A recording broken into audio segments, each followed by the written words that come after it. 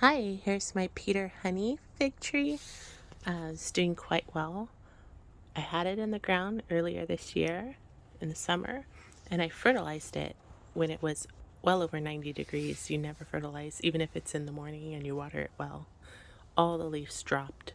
Now it's December 3rd, and look how beautiful the leaves are.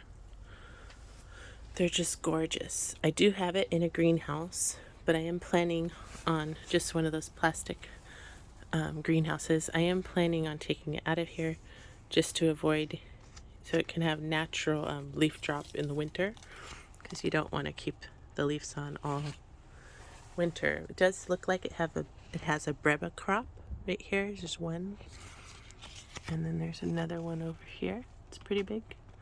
So I don't know, maybe I could keep it in this greenhouse and see what happens with that.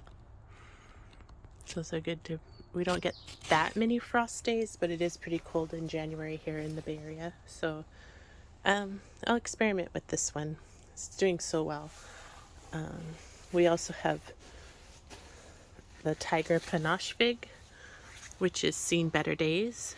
The leaves were ready to drop this fall. It got a lot of sun and a lot of wind. So these I could probably just bend it and they'd fall off, but I'm going to leave them on as long as I can. You want to get as much energy from the tree, from the sun, as you can for the trunk and the roots to grow. And it has some nice new growth up top. I'm good at staying. And that has a nice chunk on it too. It's also grafted. But this is the chunk. And there's the graft. There's four branches coming out of that one. And the Peter's honey only has like 2-3 branches, but all of them are doing good. One main branch, and then a branch that comes off of the side with some good new growth on it. All this growth is new, end of summer growth. So luckily through fall it did well. We're going into winter now on December 21st, and it's still doing well. I pulled it in the greenhouse last week, the middle of last week, after I put the greenhouse up.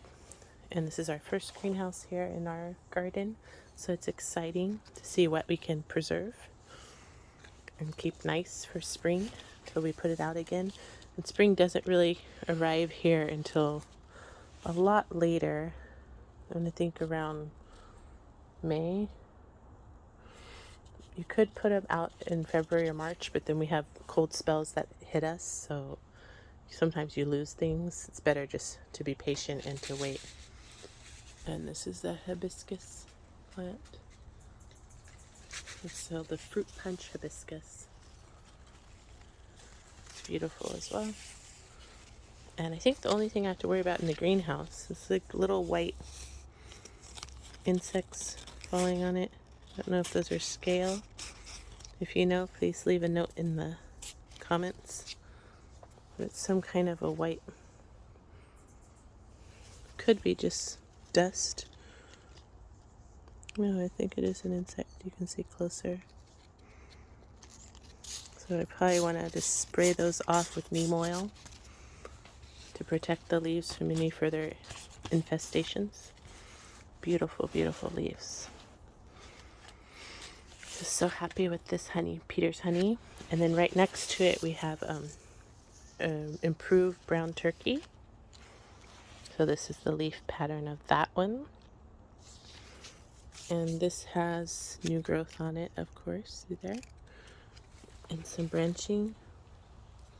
It's a beautiful little fig tree to have. Grows lots and lots of new growth. So we have the Peter's honey, the improved brown turkey fig, and this tiger Panache Fig, which has beautifully variegated striped figs, as well as on the trunk of this tree you'll see some variegation in the new growth. You can see a little bit there, and then some more here. See if I can get that on camera.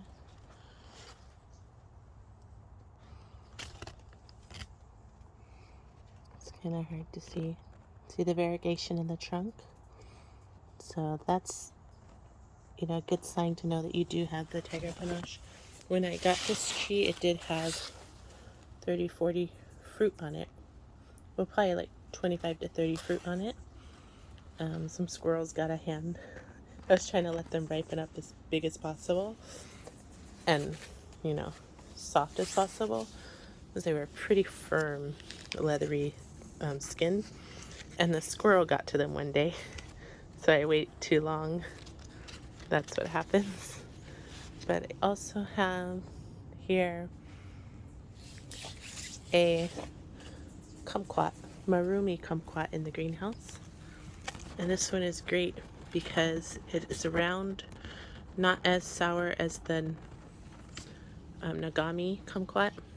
This is Marumi, also known as Fukushu kumquat. It's a Japanese citrus. The leaves have gotten a little yellow from the cold, but the majority of the plant is doing good.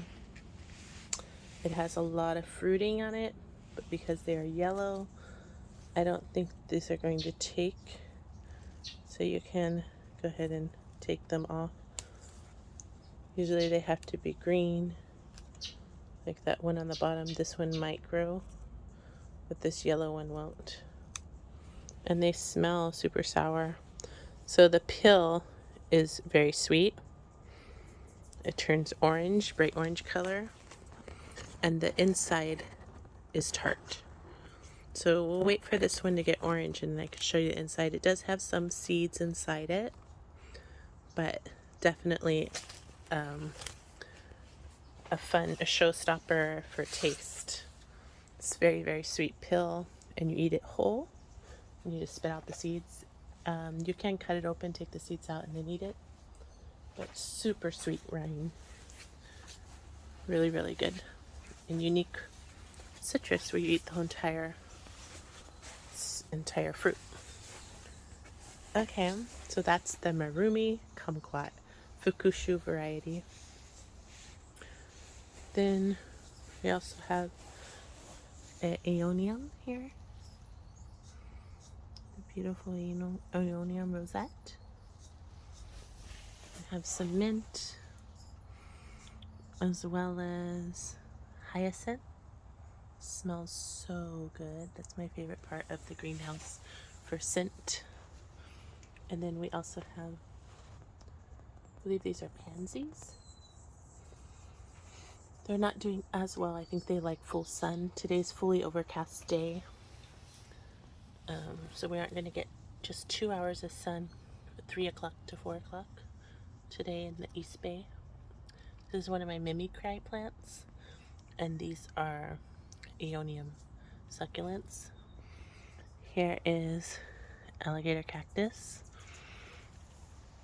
And then we have some sweet potato growing there and some carrot. I think there's a purple carrot in there sprouting up, if you can see it. Yeah, it's a purple one coming out. We'll take that out later. Then we have these African daisies. There's no sun, so it's not blooming right now, but normally it's bright, beautiful orange color. Some more aeoniums and a jade. What else do we have here? Pink geraniums. Oh, I love this plant. I don't know the name exactly. I'll have to come back to this plant and talk about it. It's a succulent, but the nickname for it is flapjacks, or the common name. Flapjack succulent. So this, I guess, looks like a pancake. They're flat. And it has red tips. It had a lot of sun. This is our Ginseng Ficus Bonsai. It's gotten quite big this summer. Got a lot of sun. Grew about 2.5 feet tall now. We have some more flowers. And there's a palm in here. And some more red geraniums. We have red and pink. Beautiful hibiscus. And I think I'm also going to bring in my flowering maple to see if the flowers will last a little longer. And in this new addition, we got a tall, what do you think this plant is? I think you all know. Moringa. So I got 2 moringas this year. This is the tall one. It's almost reaching the roof of the greenhouse. Not quite, but almost. And it is starting to slowly shed its leaves for the winter. Then this is the other moringa that we have. Everything is organic here and thriving even in December 3rd in the Bay Area, the East Bay. And we have a bunch of avocados here getting a little yellow. And I think this is a Violet Debordo, yep, Violet Debordo seedling that I got from somebody. And some more succulents. Some strawberries in here. Bougainvillea. We have a honeyberry plant that has gone dormant and is now starting to sprout leaves again because the weather was so warm earlier in November, at the end of November. It was nice and sunny. It was 74, 75 degrees, 73. And then we have a dragon fruit back here that is spreading out. I've had it for a few years now. Thinking of the best container to put it in so it will droop and hang down and grow dragon fruits easily. Then we have this yellow broom, sweet broom plant. Really, really beautiful bright yellow flowers that come on it. The only downfall of this plant, it does get caterpillars toward the end of the flowering season. Little tiny ones. But other than that, it's doing good. Sweet broom. I love this plant for color. It's a shrub. And we have, and this one I actually got it when it was really tiny. It was less than a foot tall. And now it's gotten quite lengthy. So it's reaching for the sun where I had it planted before. And here is our goldenberry plant. Phyllis. See how beautiful. I don't think these are going to ripen, but we're going to just keep them on there and see what happens. There's also some flowers here for more golden berries. They're delicious. We have some in the fridge just to toss them in your salad. Really, really adds a unique sweet and sour burst to your salad. They do have a lot of little teeny tiny seeds, but nothing you can't handle, kind of like a kiwi seed. We also have this Macari flower. I just love the bells on it. So beautiful. I don't think it smells much, but I know it's just a gorgeous little flower to have. And there's a lot of bulbs in there. Oh, it actually does smell. It smells really good. It smells a little bit like a fainter hyacinth aroma. Wow, that's unique. A little different. And then we have here the Violet Debordo fig, full-size fig that I have, and it's already yellowing its leaves. It has more, the leaves are more thin and elongated, not as fat as a regular fig leaf, so that's how you kind of shows the distinction that it is a Violet Debordo. And then I have a Hydrangea here. And it is getting some yellowing leaves for the winter. But all in all, we saved it from the frost. It's doing better than it should be. And I do want to test the pH of this Hydrangea. Then forgot one more thing we have over here. String of pearls. These are throughout my pots. I always put a few string of pearls in there. Just because they love to spread and hang everywhere.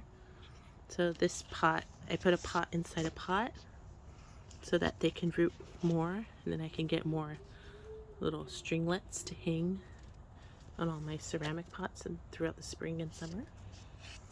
We have some lemon balm here, more avocado seedlings, and this beautiful variegated ivy. Really love this plant. It's really pretty and easy to grow. Just want to keep an eye on it. Don't let it spread too much. So I keep it in this little pot. This is the only ivy I've grown, and the green one. These two are like the only ivy I plan to grow and keep them in pots only. But they're definitely fun to grow. Easiest plant that you can grow. Just want to protect it when it's this little from the frost. Okay, and then I have a goldfish plant here.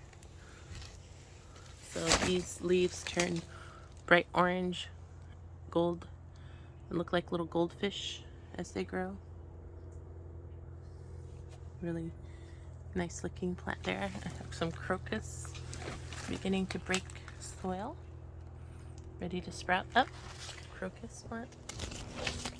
And I think I covered it all. My aloe vera. I think I showed you that one. And then some more succulents, elephant bush succulents, and some other tall pine succulents, and aeoniums, and some goldenberry palaces. And another, this is our first goldenberry plant we've had in the 3-gallon container, still growing fine.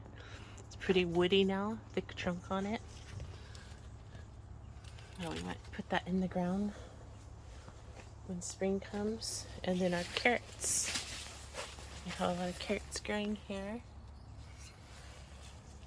Little baby ones. See what happens with those. And these are all the multicolor short ones. And I think that's about it. A cactus, Nepal cactus. That was just a piece that had fell off our large cactus. So I went ahead and put it in the ground. I mean, in a fabric grow container, 3-gallon one. We'll see how that does. And then I have another seedling here, the violet Debordo, and the avocado. And this dragon fruit is the red variety dragon fruit. Okay, I'll keep you posted on everything growing in our garden and let you know how it's going as we go along. Oh, this is also a Plumeria plant. It's already turning yellow, so I think the cold is it's just too cold. I might have to take this one in the sunroom. Pretty cold in here in the evening through the night. Around 3 o'clock it gets extremely cold. It was around 50 degrees, but now I think it's going even lower. Try to keep them close together to kind of insulate each other, but still this one wasn't having it. Plumerias are from Hawaii and tropical places, and they love the heat. So it should drop its leaves and then leaf out again next spring, and hopefully we get a flower on the sky. He's a red color flower. Okay, thank you everyone for watching. Happy gardening, and from our garden to yours, good luck in the garden.